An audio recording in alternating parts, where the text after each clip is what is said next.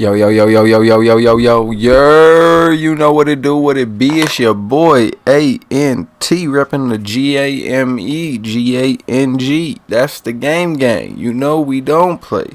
And none of that. All of that, you know it. And I'm back. Greatest debate of all time. Coming at you with a WWE 2K23 commentary, all that. Like I said, greatest debate. We talking about the greatest quarterbacks of the 1980s, and the 1980s produced some of the most legendary quarterbacks of all time. We really saw the passing game take a turn with the West Coast offense and Dan Fouts and the Eric Coryell offense. I'll talk about both of those as I get down this list. But we really hit, the quarterback was always seen as kind of a centerpiece, but in the 80s, it was either you had a great quarterback or an elite defense to win. Sometimes you had both, or maybe even a Hall of Fame running back. Jim McMahon had both. Not saying that Jim McMahon isn't an elite quarterback, but, he just didn't make my list. Number one, of course, is just going to, we going to do this list a little differently, because usually I'll start at number 5, but we going to start at number 1 and work our way down. Pause. So, number 1 is none other than Joe Montana. It's really a no-brainer, of course. 4 Super Bowls, 3 Super Bowl MVPs, won an MVP in 89, came back in 1990 and did that shit again. He is the most accurate passer on this list with a 63% completion rate, but he doesn't have the most yards or touchdowns on this list, but that's also in part that he didn't play as many seasons.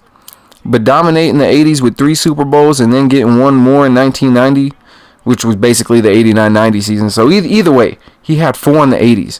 No picks in any of them, by the way. 11 tutties, 0 picks in the biggest game of them all. So, that's Joe Cool, Smoking Joe, whatever you want to call him. He's number 1. Number 1 in your heart, number 1 in your soul. You feel me? But, sure, he had Jerry Rice and the West Coast offense with Bill Walsh, and they revolutionized the passing game. But Joe Cool was the perfect guy to run that offense, and his success is evidence of that. The only other guy that I could think of that would have had just as much success, maybe if he had that kind of talent around him that he did, was Dan Fouts. And again, I'll get to why he's lower on the list here in a minute. But winning that many Super Bowls, talking about Joe Montana, winning that many Super Bowls means that there wasn't a lot of other Super Bowl winning quarterbacks, and the ones that did, like I said, were sometimes carried by an elite defense or a Hall of Fame running back, a la Jim McMahon, who had both. Like I said, he's not that he's not elite, but he just didn't make my top 5 list. Didn't even make the honorable mentions if we keeping it real. But number 1 out the way, that's Smoking Joe. Let me just say the rest of this list was really hard to rank because some guys had Super Bowl wins and terrible stats, or they had great stats with no rings. And you'll see what I mean with this number 2 spot, because number 2 in my list is Dan Marino. And yes, Dan only went to 1 Super Bowl and lost, but he consistently led his team to a 10-win season. I was always in the mix in the playoffs and all that. He had the most yards and touchdowns on the list by a wide margin, and he got over 100 more yards than 100 more touchdowns than Joe Montana, and he has 20,000 more yards. Marino was really putting up Madden-type numbers in the 80s, and I couldn't even tell you who his receivers were, couldn't tell you who he really played with, to be honest with you. But if he would have won the big one, he probably would have been, number 1. But he only went to 1, which is crazy for the stats he put up. But he never really had, again, an elite. He never had an elite defense. I don't think he played with another Hall of Famer that I know of, which you definitely needed in the 80s. Even the Niners had Ronnie Lott, who amputated his own finger during a game to keep playing. Plus, they had Bill Romanowski, who was certifiably and literally insane. But I can't punish Dan for having a lackluster coach and a front office who couldn't build around a generational talent. Because even if they did, Super Bowls were hard to come by in this era if your last name wasn't Montana. You feel me? But that's why number 3 is John Elway, who, he won 2 Super Bowls, but that was only in the 90s. We talking about the 80s. You feel me? So he went to 3 in the 80s, though, and he got blown out in each one. one of them was against Joe Montana. I mean, he was known as the comeback kid, but as a Denver fan, I mean, I was born in the 90s, but even, looking back at history, John Elway, before Shannon Sharpe and Terrell Davis somehow fell to us below in the draft, and they became studs.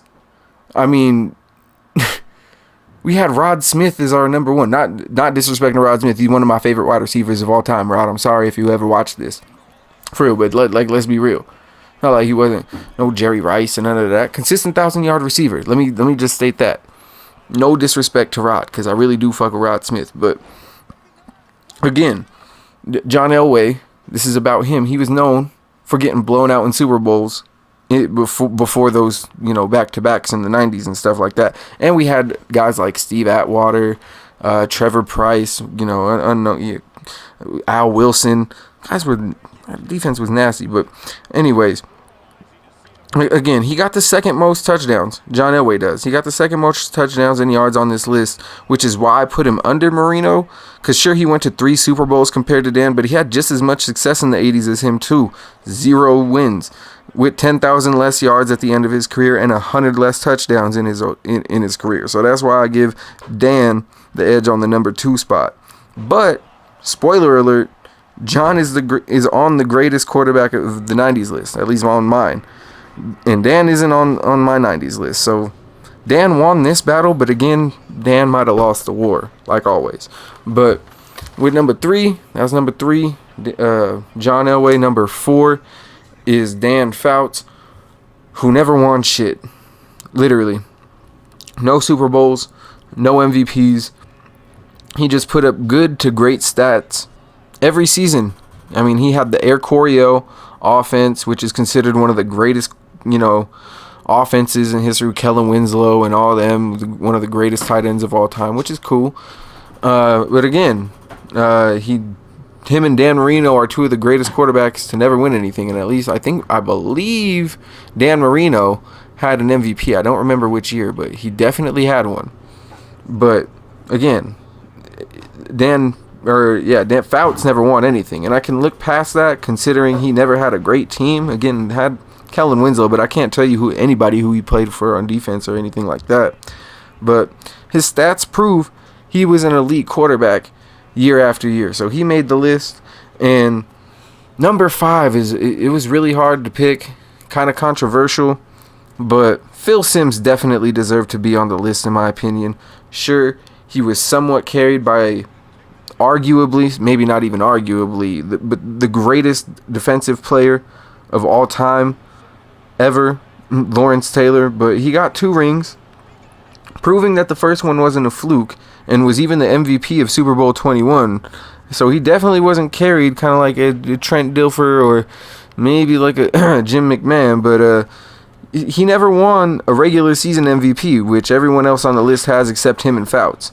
Plus, his stats are the worst on the list in terms of yards, touchdown completion, or yards, touchdowns, completion percentage, and passer rating, dead last in all of them. So sure, he got 2 rings and more success than 4/5 of the guys on the list, but statistically, he's the worst. let's be real. But yeah, So that's my 5. Again, Phil Simms kind of edged it out. He had two rings and a Super Bowl MVP. Dan Fouts just had way better stats than him. That's why Dan Fouts edged him out for that 4 spot. One other thing to mention before I get to my honorable mentions is that Dan Marino is also number 2 because he beat the 1985 Bears, and I believe he was the only team, him and the Dolphins, were the only team to beat them that year. And it's gone down as one of the greatest Monday night games of all time. I might have to check it out in my free time or something because I heard it's one hell of a game to watch. But yeah, that's another reason why Dan Marino took that number 2 spot, because bro was going crazy. He could just never he got to the big one once, couldn't win it, and never went back, which is crazy. You feel me? But still, number 2, greatest of all time. And now we get to the honorable mentions, which, again, I have them written down. I just don't have them in details or any of their stats. But the first one is going to be Randall Cunningham, who, I mean, you look at, he was really just before his time You look at quarterbacks like Vince Young when he was good, at least. Cam Newton.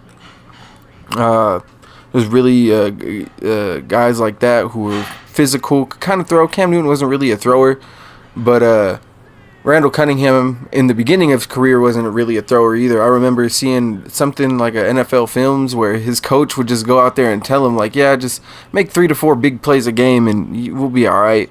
Like, and that guy was like the head coach of a national football organization. It's fucking crazy. So, I mean, he never really had a coach around him or anything like that. Maybe if he had a coach who could, you know, harness his fucking natural God-gifted abilities, maybe he could have been even better than he already was. But he revolutionized the quarterback position with, you know, being a runner. And he, towards the end of his career with the Vikings, when he had Chris Carter, and I think he might have played with Randy Moss. I could be wrong, right before Culpepper came in. But yeah, he was going crazy, especially with Chris Carter. He was really throwing dimes out there towards the end of his career. He kind of became more of a thrower. Could still scramble for sure, and make shit happen on the run. But you see guys like Patrick Mahomes, even. You know, you look at Patrick Mahomes and you look at some of Randall Cunningham's highlights, eerily similar, you feel me? But again, that's just one of my honorable mentions. The other two played for the Commanders, formerly the Washington Redskins. That would be, the first one would be Joe Theismann, who, I mean, he's in the Hall of Fame. I don't think he ever won a Super Bowl, to be honest, but he was putting up phenomenal stats. I'd have to honestly look up and see if he won a Super Bowl, because maybe he did. But yeah, he definitely honorable mention. He didn't have any stats because, again, he had a tragic injury. If you know football, you know what happened. If you don't, then Lawrence Taylor basically shattered his leg, I believe, again on a Monday Night Football game, and ended his career. Like, literally broke his leg in half. It was disgusting. Having on live TV, crazy. Tough scene. Not even trying to be sarcastic or anything like that. It was really, it's tough. But yeah, who knows how his career would have turned out. But he was on the rise to being one of the GOATs or one of the greatest of all time, just depending on how long he would have played or how his career would have ended up. But we'll never know.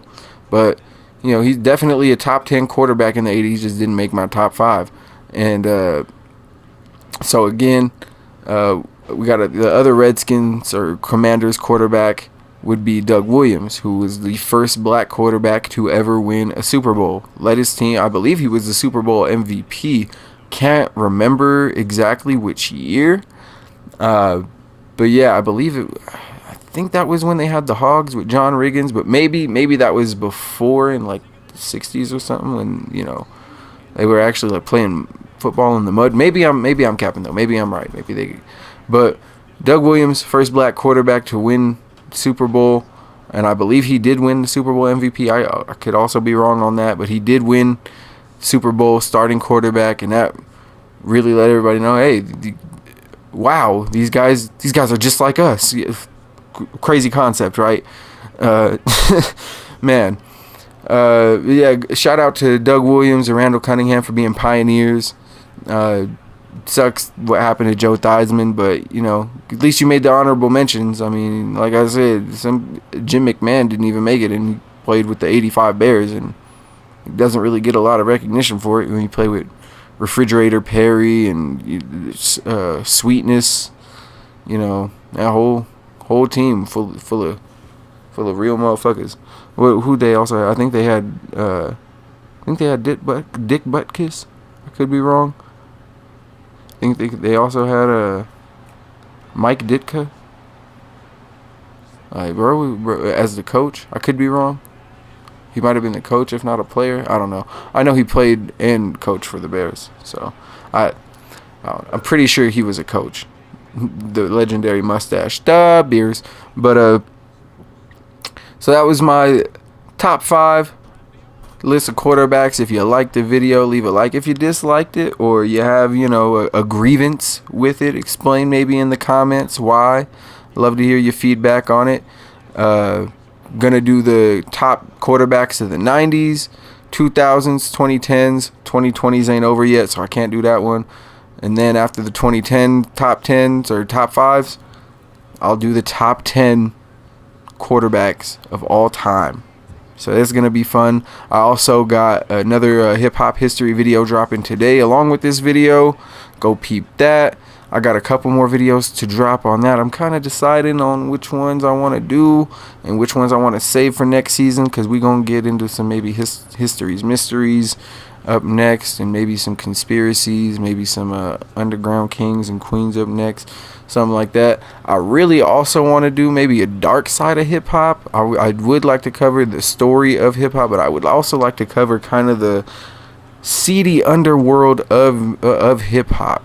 You know, because I'm more, and it's not even to be on some exploitative shit or anything like that. It's really just because I fuck with hip hop. I don't really care about the seedy underworld of rock music like that, even though I know it's probably just as seedy, if not, you know, worse than, you know, rap music. But I'm more follow hip hop, follow battle rap and all that. Battle rap is getting real greasy right now, and I'll be covering that. So, you know, that's really on my live streams. I'll be live streaming on Twitch, ANT_GGE. Go subscribe, follow, whatever it's called over there. I'll be streaming 2K, chopping it up, you know, talking about just how my day at work was. Usually that's how I usually start off every stream or whatever, if I got something to talk about. Usually I just be chilling though, you know, playing 2K, talking about basketball, battle rap, wrestling. That'd be going on, you know, stuff that I'll be interested in, you feel me? Couple more minutes left in the video. Hope y'all enjoyed. Like I said, if you new, go ahead and subscribe, hit the notification bell so you can stay tuned for all the hot content I got dropping soon. All of that. Almost forgot, so you know, y'all don't forget to do all that. And yeah, just been having some fun playing WWE and Hogwarts. I got back on Modern Warfare 2 because my homies is playing it, but the game is trash as fuck. And I'm probably going to end up buying Modern Warfare 3 anyways. Yeah, sad story. But I'm going to probably wait till it come out first. There's no way I'm pre-ordering another Call of Duty. There's no way they're getting another dime out of me unless, you know, they drop some dope shit. But yeah, right.